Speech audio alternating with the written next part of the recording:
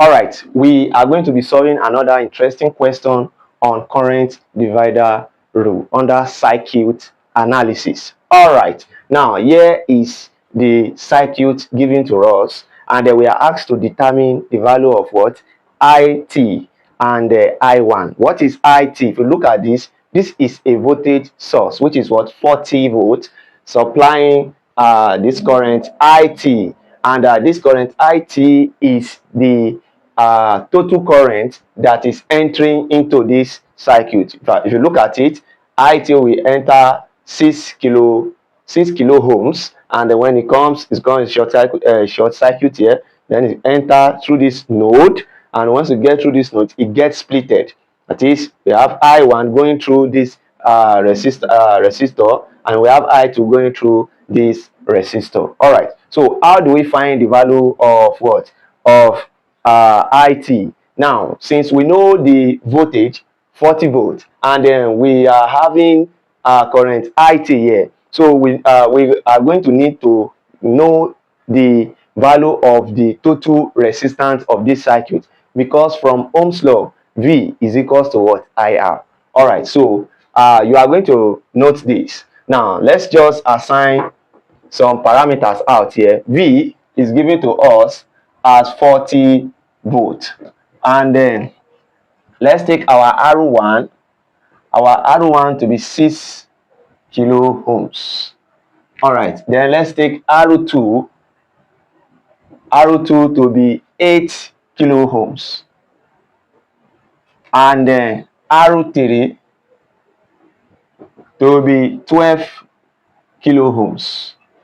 All right, now you are going to note carefully well here that we are having our R2 and our R3 to be in what? To be in parallel. All right, so R2 and R2 is parallel to what? R3. All right, so now if this is the case, now we are going to resolve this. We are going to resolve this. So let's name the resultants of R2 and R3. Let's name it to be RT1. RT1 will be equals to, you know, when two resistors are in parallel, for us to resolve it, it's going to be R2 multiplied by R3 divided by R2 plus what? R3, right? So it's going to be 8 multiplied by what? Multiplied by 12 divided by what? 8 plus 12, right? So this will be equals to 8 multiplied by 12 is going to give us what? It's going to give us 96, right? Because 8 times 2, 96, because 8 times 2 is 16. 96, then divided by what? 8 plus 2, 12 is 20. 20. So 96 divided by 20 is going to give us what? 4.8. So here our RT1 will be equals to 4.8 kilo. Don't forget the resistors are all in kilo, so it's going to be kilo ohms. All right, now you are now going to observe that when we resolve these two in parallel, the resolution of these two now, if we place it here now, is now going to be in series with 6 kilo ohms. I hope you are seeing that. If you look at this, you assume this, once we combine these two together, we can turn it into one, and when we connect it between here and here, you assume that these ones are not here again. So we are putting 4.8 kilo ohms here. If we join it with what we have here, is going to be in series with it. So it means that R1 and RT1 are in series. So the equivalent resistance now, the equivalent resistance between this and this, the equivalent resistance will be equals to R1 plus RT1. So if you substitute now, R1 is what? 6 plus what? Plus 4.8. So 6 plus 4.8 is going to give us what? 10.8. So we are going to have this to be 10.8 kilo ohms. All right, I hope we understand this. All right, now that we have gotten the equivalent resistance of this whole circuit. Now we can find the value of the total current that flows through this entire circuit, that enter the entire circuit rather. All right, so from Ohm's law we know that V is equals to what? I R.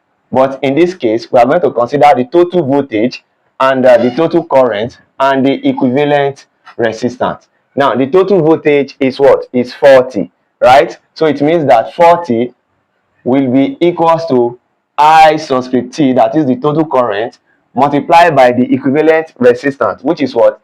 10.8, right?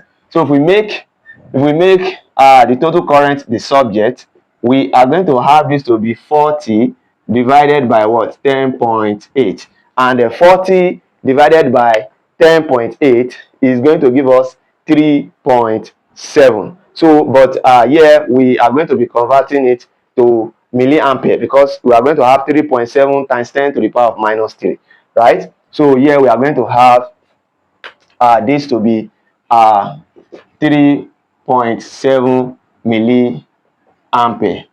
All right, so that is what we are going to have. Why? Because don't forget that our resistance is in what? Kilo. You understand? This is 1000, right? That's 1000. So if we say 10.8 multiplied by 1000, that is 40 divided by 10.8 multiplied by 1000, you are going to have 3.7 times 10 to the power of minus 3. So and 10 to the power of minus 3 is milli, so we are just going to replace that with what? 3.7 milliampere. I hope you understand that. All right, so now the next question says we should determine the value of what? I1. And of course, now that we know the total current that flows through this this branch here, this whole branch that we have here, now we know that it is IT that flows through, and we know that this and this, they are in what? They are in parallel. So we can apply the current divider rule, and for us to find I1, so we are going to be taking 12. We are going to be taking 12. So we are going to have 12 divided by 12 plus what?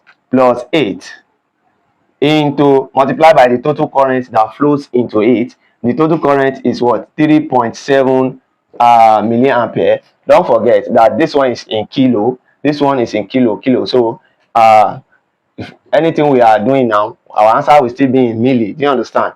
All right, so 12 multiplied by 3.7 divided by 12 plus 8 is 20. So 12 multiplied by 3.7 divided by 20 is going to give us what? 2.2.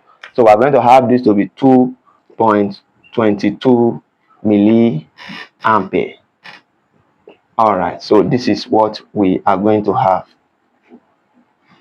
All right, so this is how to go about this question. I believe we understand this completely. And don't forget that we have a well-structured materials written on circuit analysis and some other courses. So if you want the materials on this, we have materials on this. So if you want the materials on this, kindly rush down to our description, click on the link, the WhatsApp link there. The link will take you directly to our WhatsApp, where you can place your order. You can also send us a message by our email. We are going to respond to you in no time. So if today is your first time, peradventure today is your first time coming across our content, please don't forget to give this video a thumbs up, and don't forget to click on your notification bell, so that anytime we upload a video like this, you'll be the first to receive the notification. And don't forget to share this content with your friends who might be in need of this. See you on the next question.